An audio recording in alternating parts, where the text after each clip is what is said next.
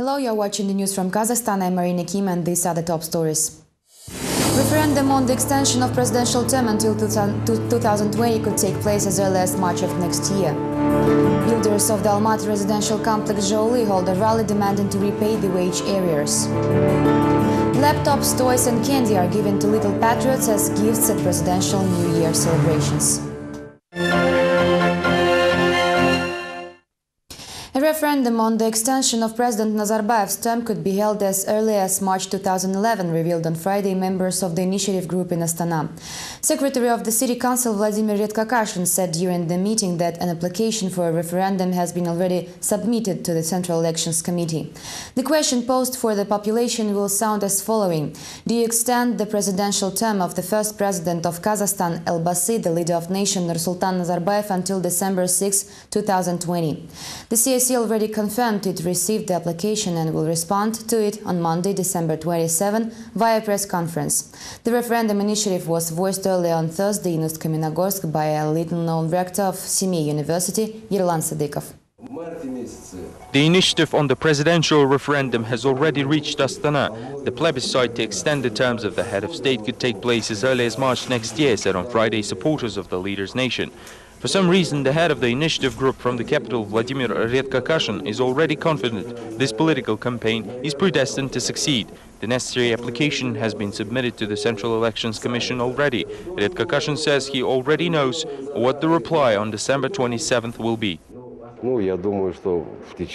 think that questionnaires will be sent out in early January. We will need the maximum of 2 months to carry out this work across the entire country. The meeting of the initiators was held in the Eurasian National University, a school with a student body of 10,000 people.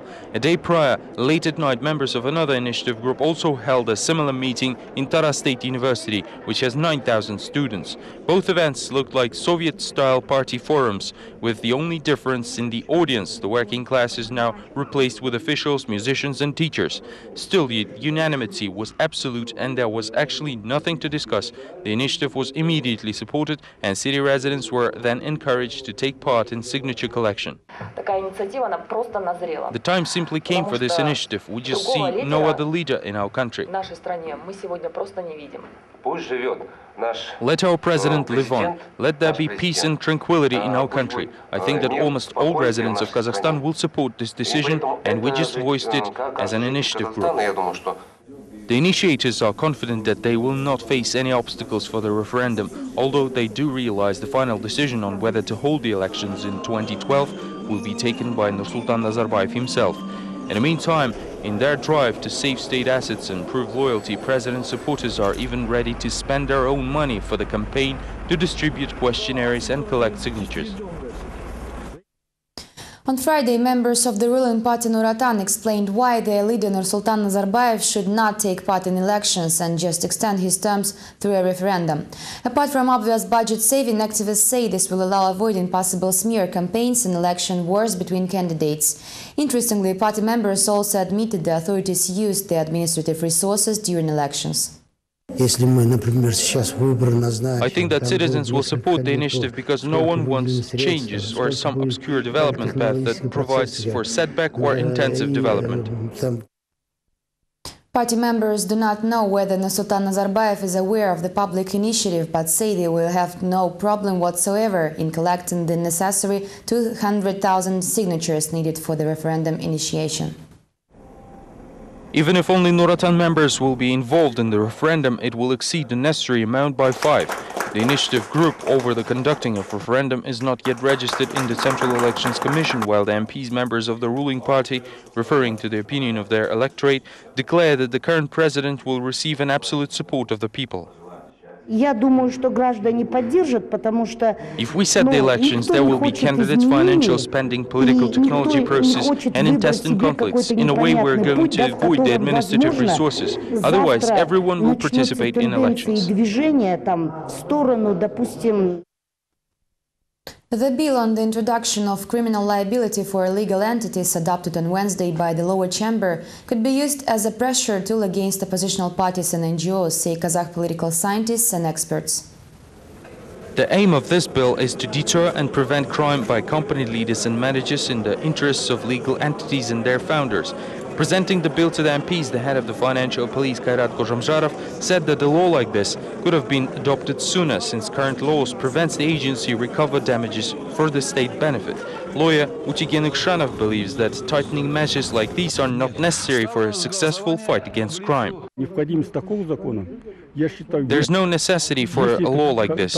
If some party or a public union or a legal entity violates legislation, there are numerous laws that can be used to bring them to criminal liability and imprison their leaders for several years. There is also civic responsibility in cases when a group of citizens brought damages to the state. Why do we need to come up with something new?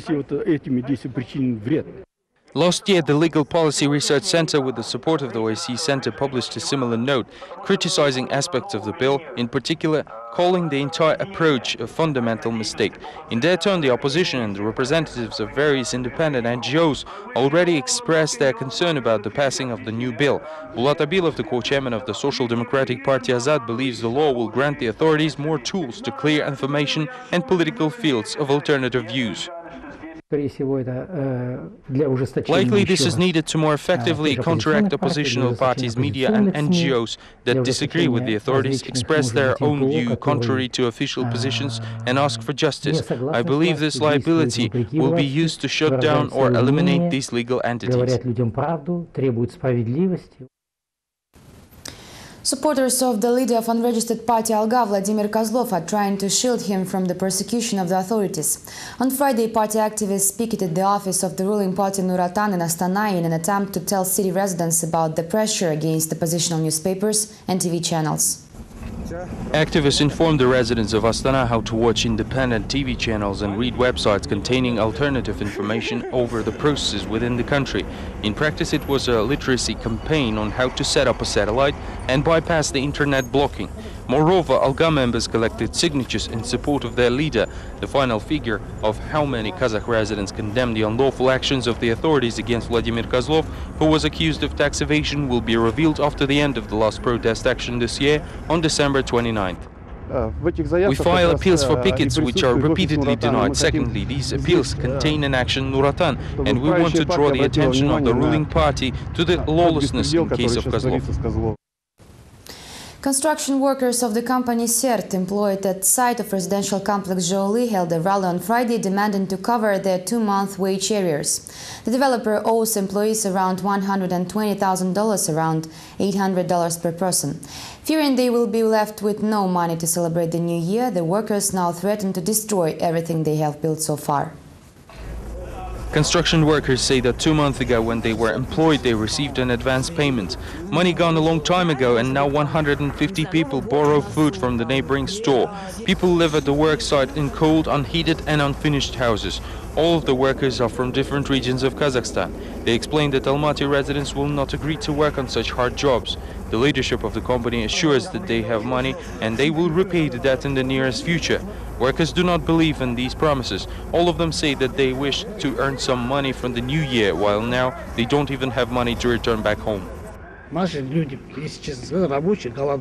To be honest, our workers are starving. They don't have anything to eat while they still continue to work. They hope that today or tomorrow they will receive their salaries. And every Tuesday they keep promising us. I don't know what we should do. Almaty City Court ordered to suspend the operation of the public organization Aryn, which handles the problems of residents of Almaty suburbs. The court also fined the organization chair Rizada Zhekibek all for an unsanctioned action on November 11. Find out more details next. The defender of the poor, Rizada Zhekibek, is forced to temporarily suspend her active civil rights advocacy. She was legally banned to do so after the court left the decision of the appeals court in force. This resulted in 3-month suspension of operation for the organization Aryn and a fine for Zhekibek in the amount of $3,000. The appeals court also believes Rizada Zhekibek's arguments are inconclusive, thus the appeal must be rejected. In November, Arın carried out an unsanctioned action in the problematic micro-district Shandırak when activists of the organization attempted to help a local resident to build his house. The press ignored the initiative and the crowd dispersed 1 hour later, laying the foundation. Nevertheless, district head Bogdan Manzorov decided to personally investigate the matter, and very soon Zhakobek was summoned in court. The decision of the appeals court to uphold the ruling of the administrative court shows that our system will do everything only the way it needs itself. Zhakobek no longer can appeal to higher courts legally. Her case is now closed. However, her lawyer Utigen Ikshanov categorically disagrees with the verdict. He believes it violates the Constitution and the International Convention on Civil and Political Rights. Unfortunately, the state doesn't give us a chance for the appeal. Only a prosecutor can do so. We can bring this to the prosecutor and see if he will listen to our arguments, but essentially it is nonsense. Rizada Zhakobek doesn't plan to meet with the prosecutor. She is confident that the officials want to close her organization and deprive of the ability to carry on defending the rights and defrauded real estate investors. The activist says the suspension will not affect her will to fight for Shandırak residents. A number of highways in the East Kazakhstan region are closed due to poor weather conditions after the area was hit with strong blizzards. According to the local emergency department, the highways from Ust-Kamenogorsk, Almaty, Zыряновsk and Samarskaya are closed, as well as Kurchum-Kalzhir highway. The vehicles are also banned to pass the highway along Baraduliha village. Earlier, the emergency ministry informed that in the upcoming days, the biggest part of the Kazakhstan's territories will be hit with snow, snowstorms and strong winds.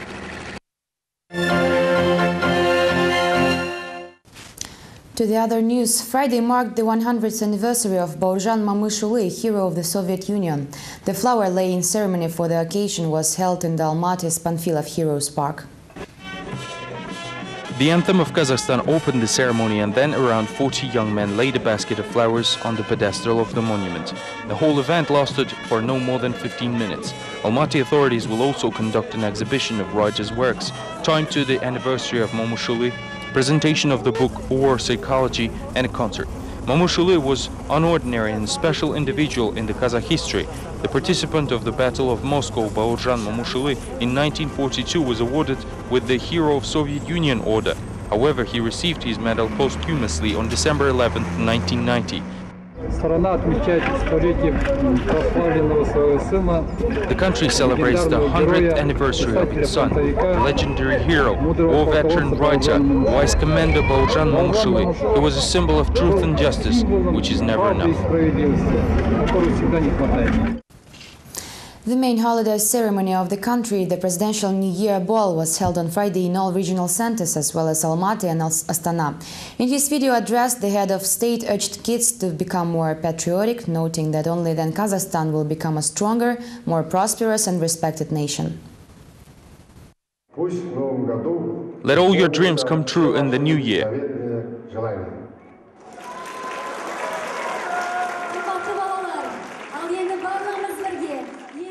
The New Year celebration was organized for 150 children from poor families, disabled children and A pupils. All of them received laptops, sweets and toys from the head of state and watched a colorful show featuring the best artists. It is worth noting that the New Year celebration for kids was held in one of the most luxurious hotels of Almaty, where the members of the presidential family often celebrate their holidays. I came here specifically to see the president. This is it for now. Join us on Tuesday for our final run. Thank you for watching and Merry Christmas.